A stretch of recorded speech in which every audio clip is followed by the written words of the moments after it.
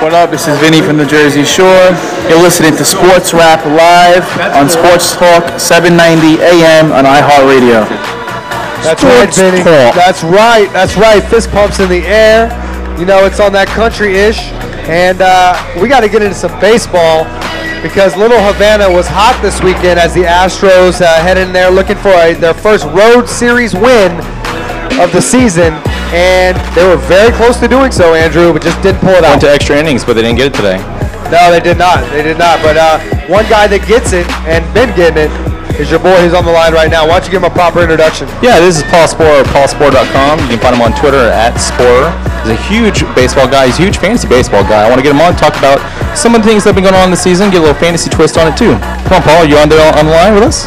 How's it going, guys? Hey, what's up, man? How you been doing? Doing pretty well. I'm actually in Houston right now. Should have come up there and hung out with you guys. I know. He's out in Austin, so he's not that far. He's kind of a stone's throw from us. Well, I wonder, are you out there scouting the Round Rock Express? I haven't gone out yet. I plan to go out before the month is up, but I usually make a good 10, 15 games a year. So I'll be out there soon, and you can find stuff at callsport.com on whatever I see out there. Yeah, well, I want to get right off the bat to your Tigers. I know you're a huge Tigers guy, and I want to talk about, this new defense that's going on with the Tigers. It's supposed to be really bad. I've kind of watched some games. It's not been as bad as I thought it would. How do you think that really translates for guys like Verlander, Scherzer, and Porcello and the rest of the staff? Do you think it's going to really affect them as much as people are saying?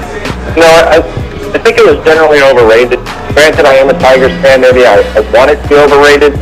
But if you look at history, there's been some putrid infield defenses, and they haven't really held back the team if the talent is there.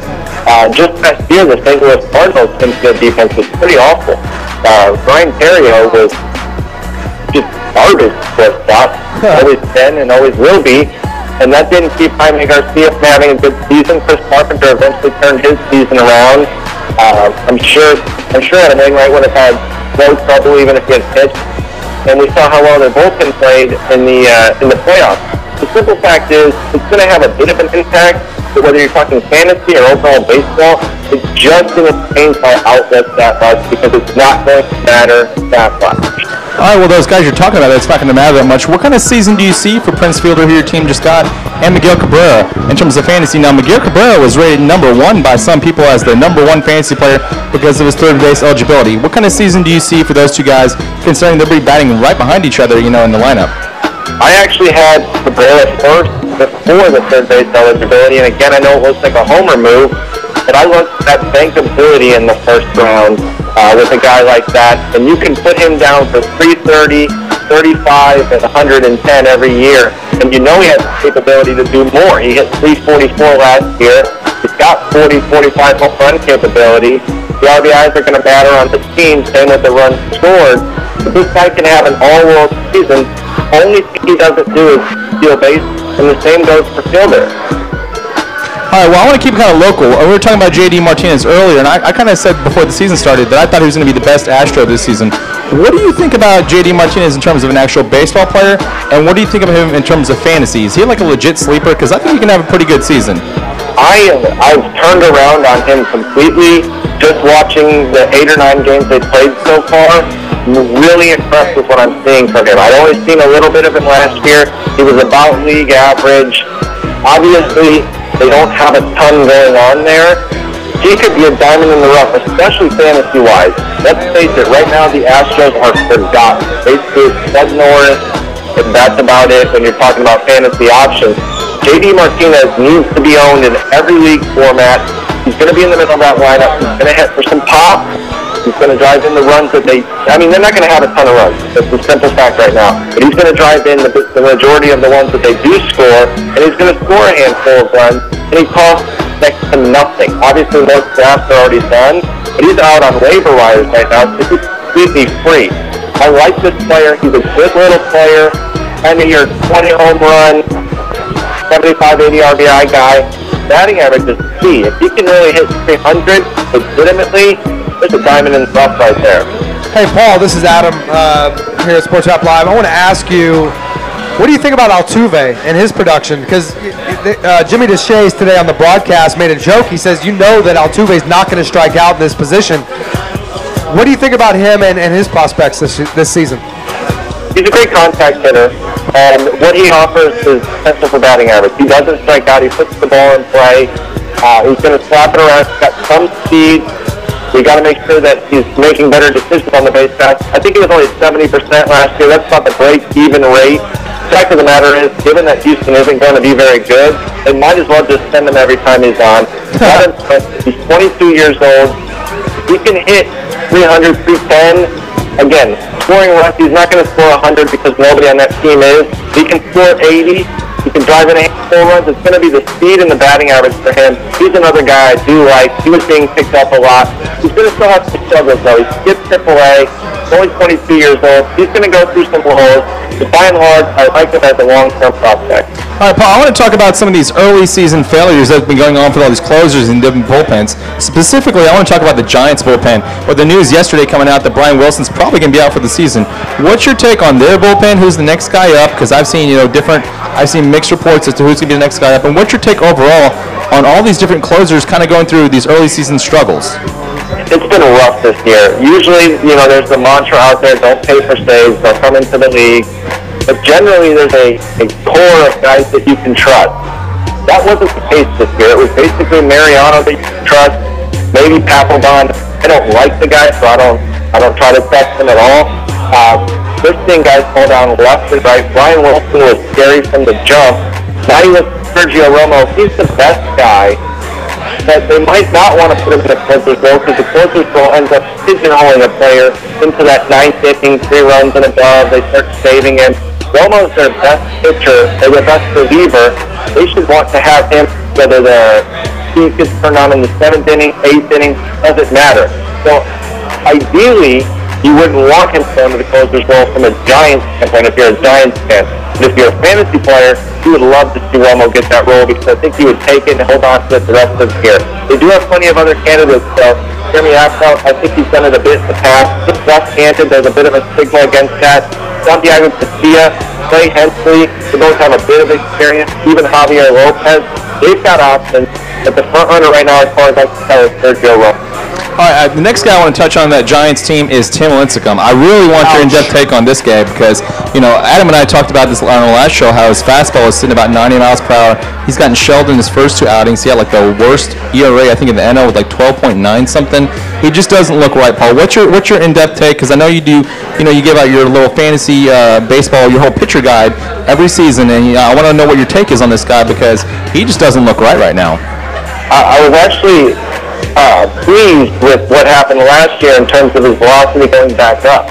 It had been on a slide, bottomed out at 91.3 in 2010, jumped up back to 92.3 last year. It doesn't seem like much, but a mile per hour on average of a pitch that you throw 60+% of the time, it's a big deal. He had a bit of a lull in the middle of the summer last year. Other than that, he was like Tim Lincecum. Now the velocity is down to a career low, 90.3. That's not very similar to Lincecum. He's not throwing the slider at all, which says to me that he's afraid of hurting himself. There's big trouble right now, and it's problematic. We could be seeing the degradation and the breakdown that was predicted for him all the way back to he was drafted, which is why he lasted, I believe, the 9th or 10th pick for the Giants. It's a bit worrisome. The fact of the matter is, though, if you had him, you drafted him, you paid way too much to do anything right now to sit and wait. Obviously, if he's not hurt, they're going to keep putting him out there on the 5th day. You got to take the lump. He has enough of the track record, but you have to trust that he's going to come back. We'll know more in about a month or so, but right now it's a couple of bad starts. You might just be getting him on the way early. It's too early to tell, mainly because I'm not a doctor, so I can't say whether or not he's hurt. Ouch. That is rough. Okay, just kind of switching gears a little bit. I always know you have your prospect hat on. I want you to kind of break down Matt Moore, Mike Trout, and Bryce Harper, because these guys were ranked 1, 2, and 3 in different orders in almost every different publication I saw. ESPN had something different than Baseball Prospectus, which had something different from Baseball America. What do you see for these guys, at least this year, in terms of baseball, and what do you see in terms of these guys as far as fantasy guys? Well, I've got Trout number 1, just over Harper. I give the hitters the edge, even though Moore is the guy who's up playing in the majors right now, contributing. Hitters are just generally worrisome. The fact of the matter is, the division between these 3 is so minute that you can really shuffle them up, and I'm not going to be angry with any anything that you come out with. Mike Trout is absolutely ripping up AAA right now. He's going to force things for the Angels eventually. He's going to be kind of a power speed guy, maybe 20 home runs at his peak, but you're looking at 30, 40, maybe even upwards of 50 steals, depending on how much they run, with a big batting average. Runs scored and RBIs will depend on where he bats and how that team is. Harper is just the otherworldly power. He might not hit the average immediately. He's going to have 40 home run power the second he gets to Washington, D.C., which will be later this summer. Paul, I want to cut you off right there because I want you to talk as much as you can about the Bill Simmons and his podcast and how he mentioned you. I want to know what kind of pub you got for that and how did that make you feel? Because I know you put in a ton. I know you always, have been writing for yourself and writing for other publications. I want to know what kind of pub that got you and what has that kind of meant to your website at Paul Sporer, www.paulsporer.com. It was actually pretty huge. I would say if there's a bad thing about it, it's not even really bad. It's just that it was ruined before I could hear it organically. I got a tweet about it as I was listening to that very podcast where somebody had said congratulations, and I was like, what are they talking about?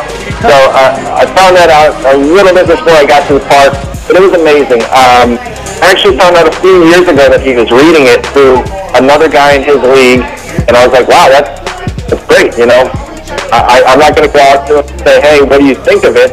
But the fact that he mentioned it while talking with Tony Carey, two of my favorite people, it was awesome. The Twitter hits started coming through left and right in terms of people adding me, started following.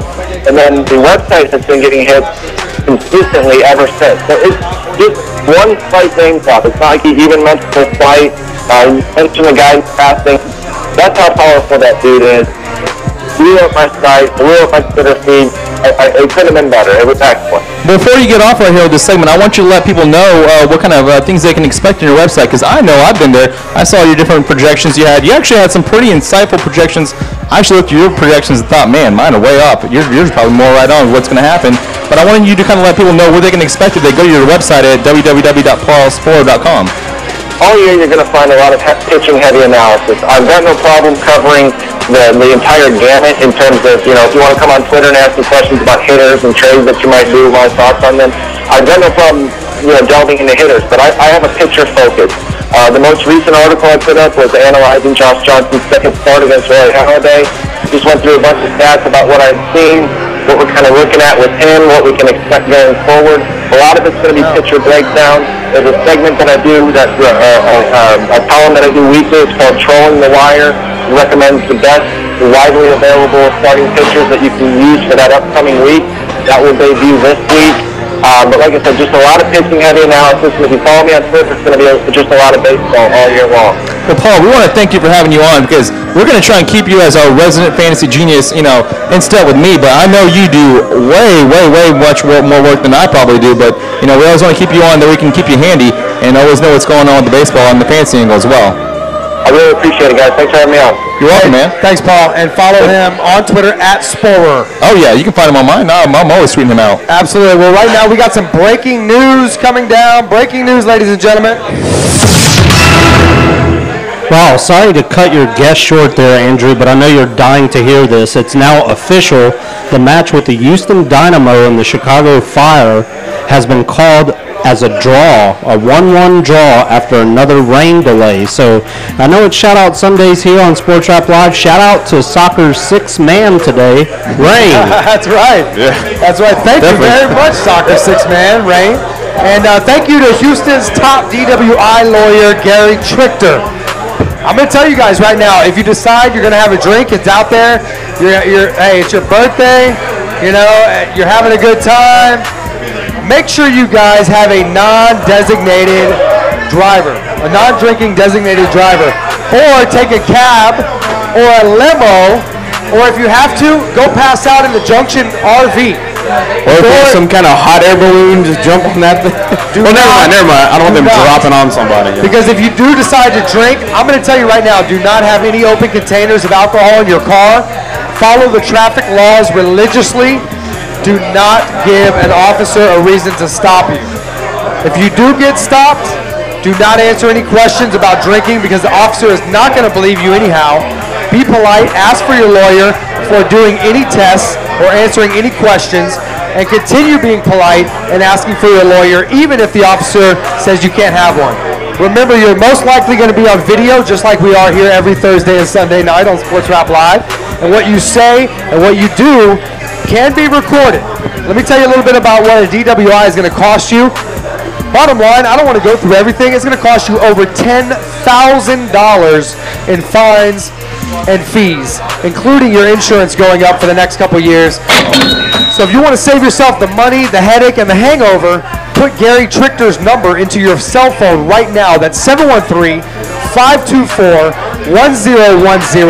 713-524-1010, and you can call him in Houston and visit TexasDWILaw.com.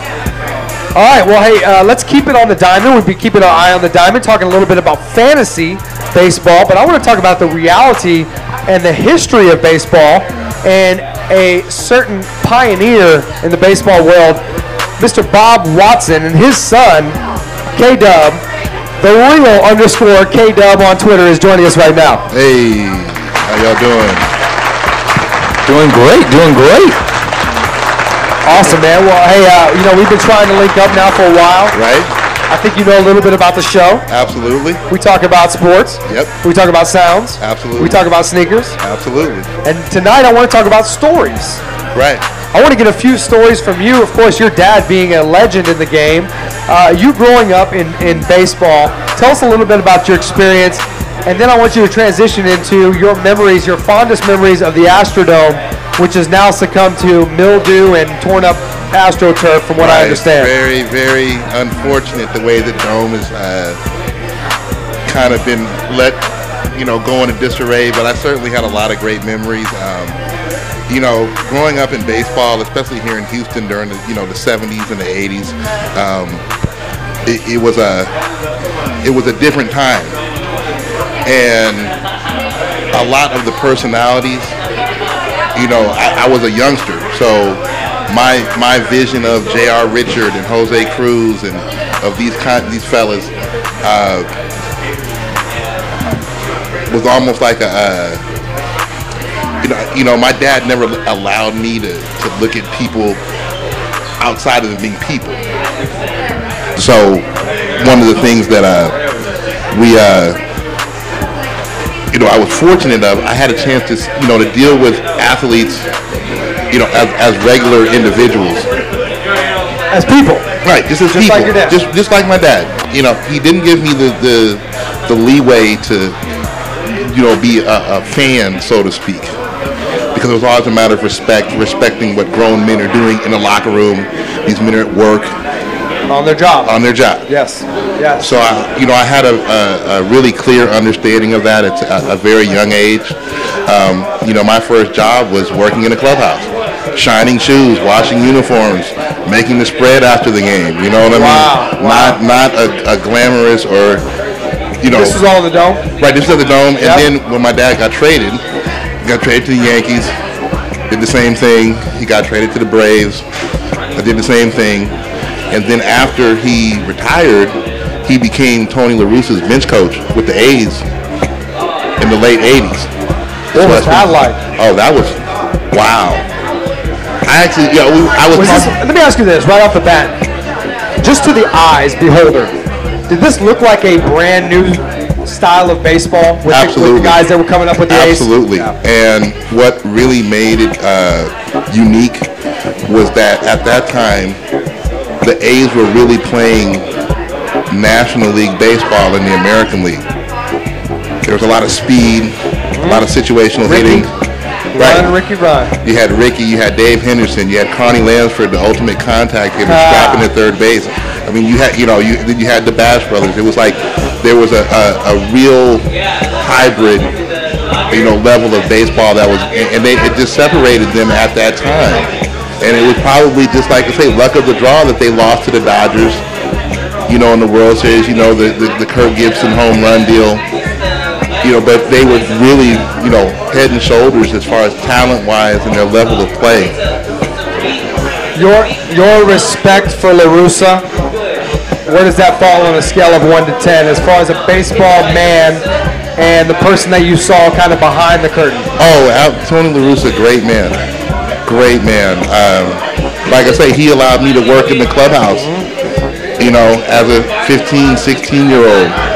You know, I made the nacho cheese after the games. You know, we've come a long way. Right. K-Dub. Right. We've come a long way. So that was a you know, very, very good man. And, you know, he gave my dad an opportunity. And obviously that had a direct impact on our family. So, you know, nothing but love for Tony La Russa. Do you think his departure from the game now, after winning the championship with St. Louis, was premature, or do you think it was time for him to kind of step back? I think he left out on a note that would satisfy his type of personality. I think if he would have had to continue on, you know, wondering if he's going to win another one, I think it would have worn on him eventually. And I think I could even see it. You know, all the guys that were on the staff, Dave Duncan and you know, just his whole coaching. Right. All these guys have been there for so many years. And so I think it was probably just at that time, you know, for him to go ahead and make that next move. Did you feel about loyalty? Because it seems that whenever you watch his Tony La Russa clubs, there was always that sense of loyalty to the guys that were on his staff and to his players. He would never turn his back on any of the players, never turn his back if they were in a bad situation. Even with the whole McGuire stuff, when he came back and he was a man, you know, was also a coach. Right. He never put him in a bad situation, always took the brunt of the damage if there was any to be felt. Did you kind of feel that sort of sense of loyalty between your father and him and towards, you know, just the other guys in the clubhouse?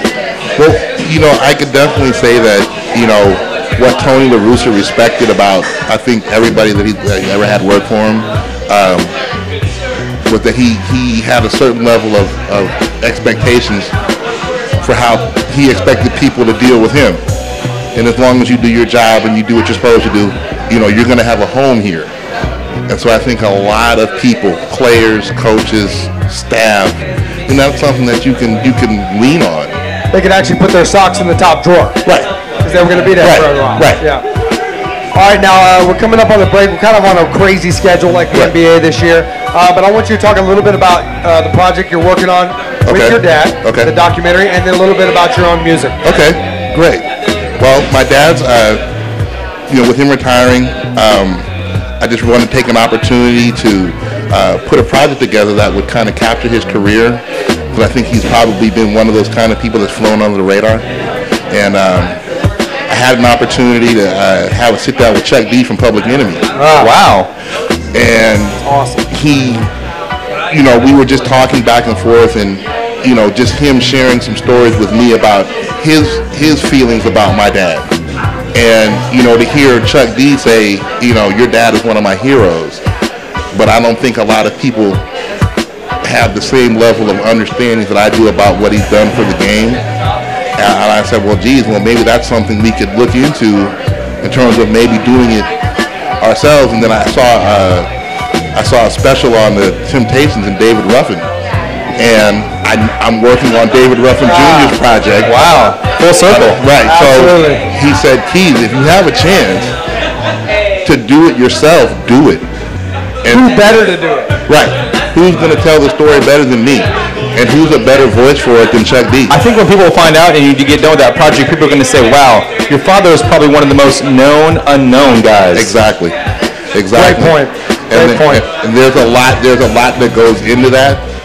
But an incredible man, like just himself. You know, like people might hear, you know, he used to be the vice president, and so you hear about, like, you know, the disciplinary stuff he get down, but you never knew what that really meant. Like, what does that mean behind the scenes? What does that mean? What is your father actually doing? I think people actually watch a project like you're talking about that would really shed a whole lot of light, not just on his life, but kind of the game of baseball, where it's come from, like, because he's been a part of many generations of baseball, you included. Right. Well, I think the thing that people need to understand is that, you know, it wasn't just the discipline that he handled, he was really the operations.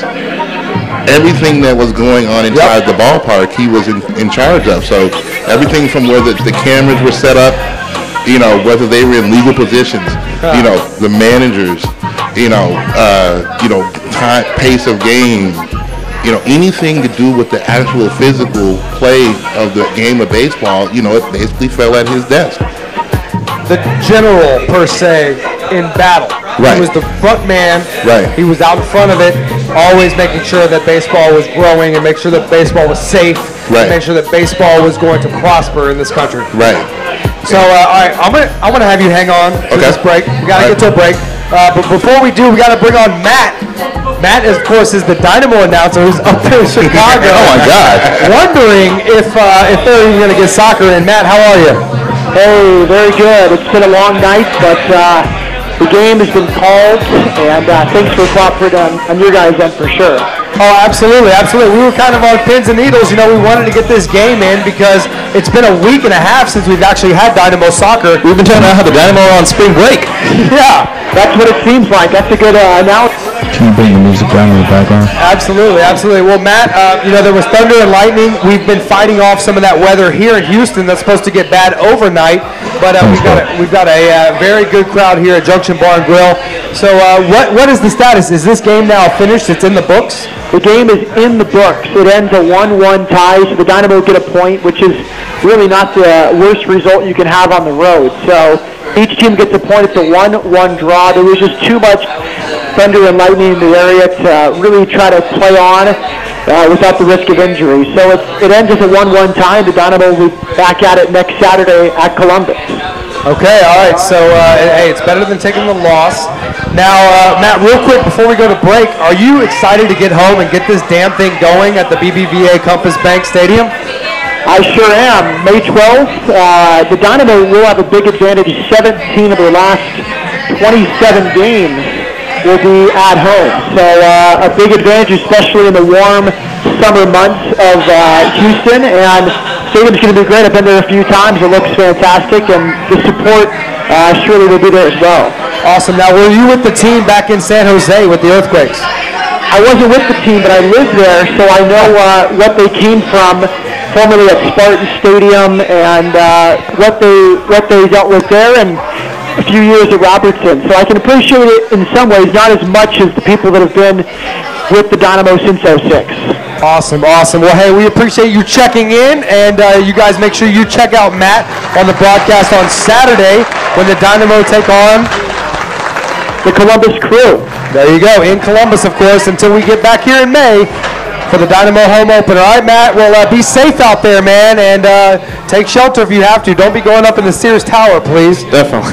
We sure will, and thanks so much for accommodating tonight with your guys' own show. I appreciate it. Hey, anytime, anytime. All right, we're going to roll on here to break. When we come back, a little bit more from K-Dub on what he's got going on in the music world, and then we got to get my man DJ Wally Sparks on, who's out there on the East Coast, and he's going to check in with us on what he's rapping about here on a Sunday on Sports Rap Live. You guys stay tuned. We'll be right back.